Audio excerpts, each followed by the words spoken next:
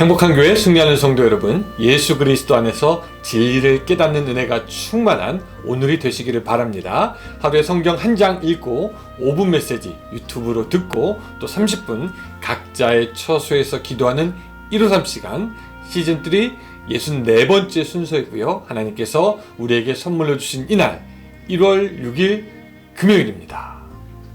요사이 LA 전체에 비가 참 많이 내리고 있습니다. 아마 제가 이때까지 LA 살면서 가장 많이 비가 온 것이 아닌가라는 생각이 들 정도입니다.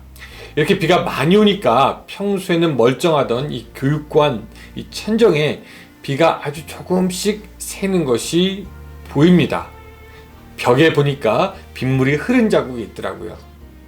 여러분, 우리도 보통 때 보면은 아무런 문제가 없어 보이지만 때로 강한 유혹이나 시험이 세차게 불어오면은 우리 영혼에 틈이 생긴 곳에 그것들이 새게 되는 것을 봅니다. 물론 지금 당장은 괜찮아 보일지라도 고치지 않으면 더욱 나중에 낭패를 당할 수 있을 것입니다.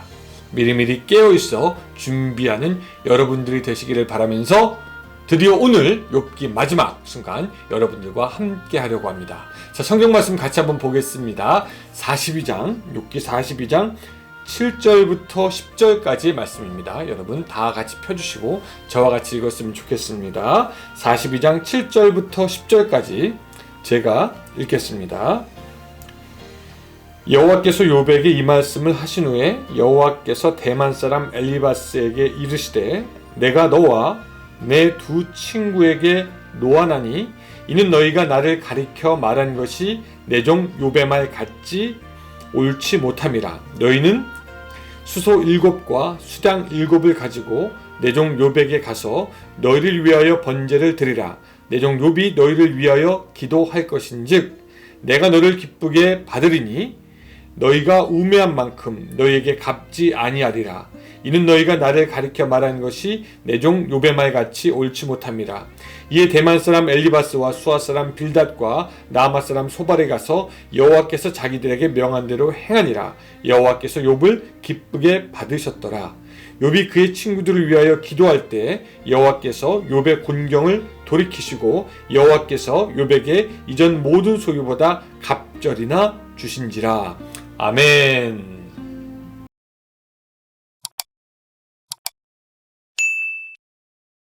드디어 오늘 욥기의 대단원이 맞춰지게 됩니다. 오늘 본문에서 하나님은 욥과 친구들의 논쟁의 결론을 딱 지어주십니다. 7절 보면 이렇게 되어 있죠. 여호와께서 욥에게 이 말씀을 하신 후에 여호와께서 대만 사람 엘리바스에게 이르시되 내가 너와 내 두 친구에게 노하나니 이는 너희가 나를 가리켜 말한 것이 내 종 욥의 말같이 옳지 못함이라. 네. 욥의 친구들은요, 하나님에 대해서 잘못 이해하였고 그들이 욥에 대해서 말한 것도 맞는 말이 아니었습니다. 사실 그들의 말은요, 그들의 상황에서 또 뭐 그들의 문화에서 그들의 상식에서 어쩌면 그냥 일방적으로 통용되고 받아들여지는 말인지도 모르겠지만 그들의 말은요, 틀린 부분이 분명히 있었고요. 또한 부분적으로 바르지 않은 것들도 있었습니다. 뭐 다 틀렸다라고 말할 수는 없지만 그럼에도 불구하고 그들의 말에 오류가 있었기에 하나님은 욥의 친구들에게 노하기까지 하는 것을 봅니다. 그들의 말은요, 지금 와서 생각해보면은 다분히 지식적이었고 논쟁적이었고 누군가를 끊임없이 정죄하는 말이었습니다. 하나님은 그들의 말이 욥의 말보다 옳지 않음을 지적하십니다. 물론 그렇다고 해서 욥의 말도 사실 다 맞는 것은 아니었습니다.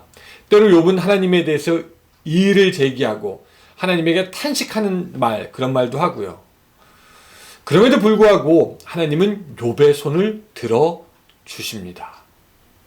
이를 통해서 우리가 알 수 있는 것은 뭐냐? 여러분, 우리도 곤란한 상황에 처하거나 고난이 있을 때 하나님께 탄식할 수 있고요. 또 하나님께 이의를 제기할 수도 있고 또 우리 마음의 울분을 하나님께 토로할 수도 있습니다. 다윗도 기도하면서 그의 마음의 울분과 원한을 하나님께 다 쏟아내었습니다.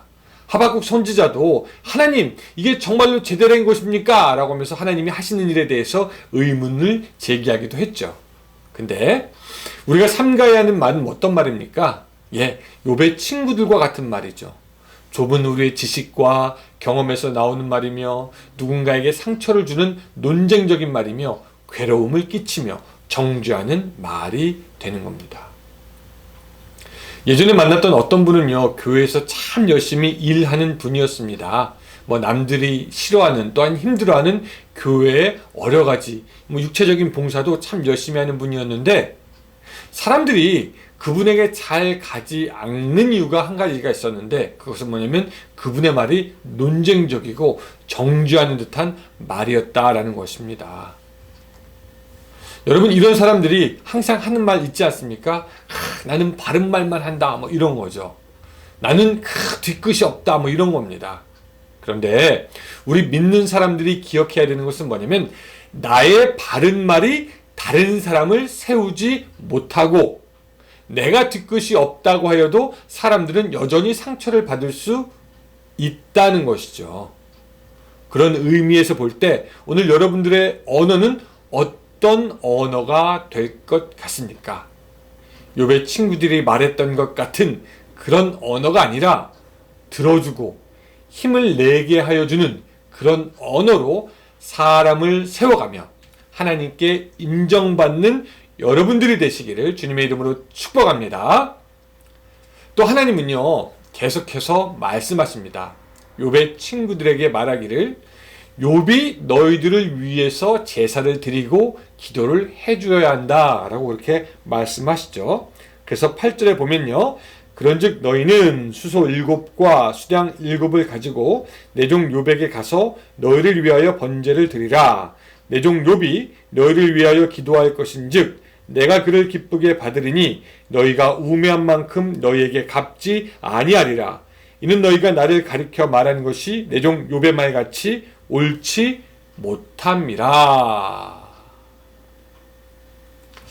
이 본문을 보면서요, 참 흥미로웠던 것이 뭐냐면, 욥이 자신의 친구들을 위해서 기도할 때 그의 모든 삶의 영역들이 회복되는 것을 우리가 볼 수가 있습니다. 자, 10절 보니까요, 욥이 그의 친구들을 위하여 기도할 때 여호와께서 욥의 곤경을 돌이키시고 여호와께서 욥에게 이전 모든 소유보다 갑절이나 주신지라 라고 말씀하고 있습니다. 자, 여기서부터 우리가 이제 좀 유의해서 보아야 하는 것이 있습니다.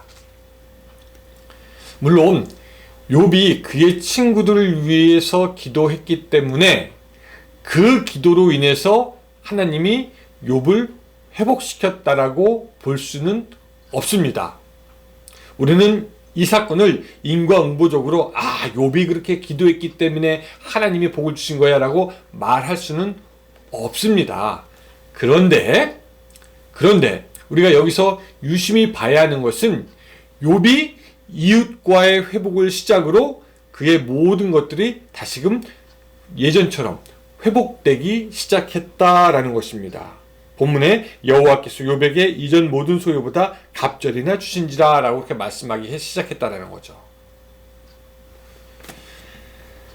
사랑하는 여러분, 오늘 우리에게도 회복이 필요합니다. 그렇죠? 그것이 육신의 회복이든지 우리의 심령의 회복이든지 우리의 어려운 상황이든지 우리에게는 회복이 필요합니다. 그런데 그 회복에도 순서가 있을 수 있다라는 거죠. 그 순서는 오늘 욥기 본문이 우리에게 보여주는 것처럼 가장 먼저는 당연하게 하나님과의 관계가 회복되어야 합니다. 욥이 하나님 앞에 회개함으로 그는 하나님과의 관계가 회복되었지요. 그리고 또 두 번째 회복되는 것이 무엇입니까? 그동안 상처 주고 힘들었던 그 친구들과의 관계가 회복이 됩니다. 그리고 나서 이제 욥에게 자동적으로 따라왔던 회복들이 있는데, 그것이 뭐냐면 그의 환경이 회복되고요, 그의 물질적인 손해들이 다 회복되기 시작합니다. 그쵸? 그 모든 것이 다 회복되면서 나중에는 그의 가족들까지 다 회복되어서 하나님께서 욥에게 사랑하는 자녀들을 더 허락하여 주시기도 하는 것을 우리가 볼 수가 있는 것이죠. 하나님은 우리를 낮추시기도 했다가 또 높이시기도 하는데, 오늘 여러분들의 삶이 혹 하나님의 뜻으로 말미암아 낮아있게 되었다면 오늘 여러분들에게도 이런 회복의 역사가 일어났으면 좋겠습니다. 그런데 그 회복의 역사는 순서가 있을 수 있다라는 거죠.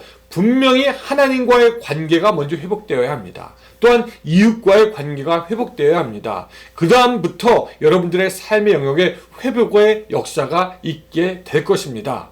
물질적인 회복이 먼저 오는 것이 아니라, 건강의 회복이 먼저 오는 것이 아니라 항상 하나님으로부터 회복의 역사가 시작되는 것을 믿으시기 바랍니다. 자, 오늘 여기까지 해서 드디어 욥기를 마치게 되었습니다. 여러분들은 지금까지 무엇을 깨달으셨습니까? 이 욥기가 여러분들에게 어떤 교훈을 주었습니까? 사람이 아무리 자기의 지혜로 세상의 방법으로 산다고 해도 결국 서게 되는 것은 하나님의 뜻입니다. 하나님은요, 밝은 색, 어두운 색을 같이 뜻대로 사용하셔서 세상을 당신의 원대로, 뜻대로 그려나가십니다. 또 때로는 인생에게 차갑고 또한 어두운 것을 같이 사용하여 주셔서 당신의 섭리 가운데서 인생을 만들어 나가고 당신의 정의를 드러내십니다. 그런 하나님 앞에 인간이 가질 수 있는 최고의 지혜는 무엇이냐? 바로 하나님을 인정하는 겁니다. 나의 고난보다 더 크신 하나님, 그리고 그 하나님을 눈으로 뵐 때까지 더욱 힘써 알아가는 것이 우리가 이 땅에서 할 수 있는 정말 귀한 일이 되는 것이죠. 오늘 욥의 고난을 통해서 얻은 교훈이 여러분들의 삶의 자양분이 되어서 오늘 여러분들이 영적으로 한 단계 더 성장하는 삶을 살 수 있게 되시기를 주님의 이름으로 축원합니다. 기도하겠습니다. 하나님, 42장에 걸쳐서 욥을 우리에게 보여주시고 그의 삶과 또한 그에게 행하신 하나님의 일들을 통해서 우리를 가르쳐 주심을 감사합니다. 우리가 욥을 통해서 배운 교훈들 잊지 않도록 주여 도와주시고, 하나님 우리들의 삶에 잘 적용할 수 있도록 도와주시며 크신 하나님을 눈으로 뵐 때까지 더욱더 하나님을 힘써 알아갈 수 있도록 도와주시옵소서. 예수님의 이름으로 기도드리옵나이다. 아멘. 네, 감사합니다. 여기까지 욥기 같이 해주신 여러분들 감사드리고요. 저는 이제 주일날 12시에 여러분들 다시 만나 뵙도록 하겠습니다. 안녕히 계세요.